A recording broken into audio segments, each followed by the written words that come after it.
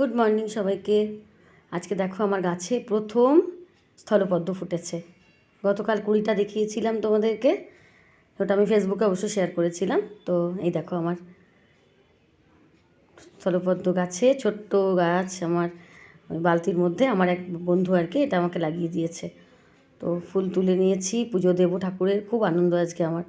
এই দেখো পুজোর সব জোগাড় টোগাড় সব করা হয়ে গেছে, আমার স্নানও হয়ে গেছে। তো সব কিছু জোগাড় করে নিয়ে এবার বসবো পুজোতে। তো ভাবলাম তোমাদের সঙ্গে একটু শেয়ার করে নিই কীভাবে আমি ঠাকুরের তাক সাজাই।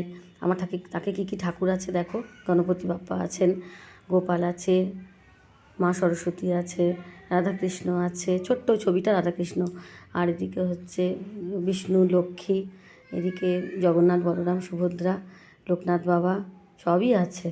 এদিকে আছে সাই বাবা, আর আমার মহেশ্বর তো আছেই। এই যে দক্ষিণাবর্ত শঙ্খ আছে আমার একটা, আর একটা হচ্ছে বিষ্ণুর শঙ্খ। এইটা হচ্ছে আমার আরেকটা আলাদা সিংহাসন, এখানে হনুমানজিকে আমি রোজ পুজো করি। তো হনুমানজিকে আমি ফুলটা দিয়েছি আজকে।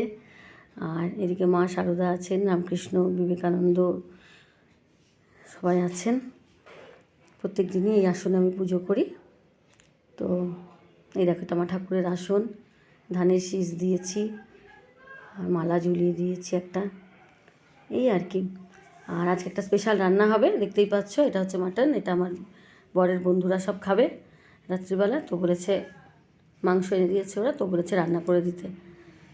এই আর কি, পুজো টুজো মোটামুটি সারা হয়ে গেছে, ঠাকুরের ভোগ দিয়ে দিয়েছি।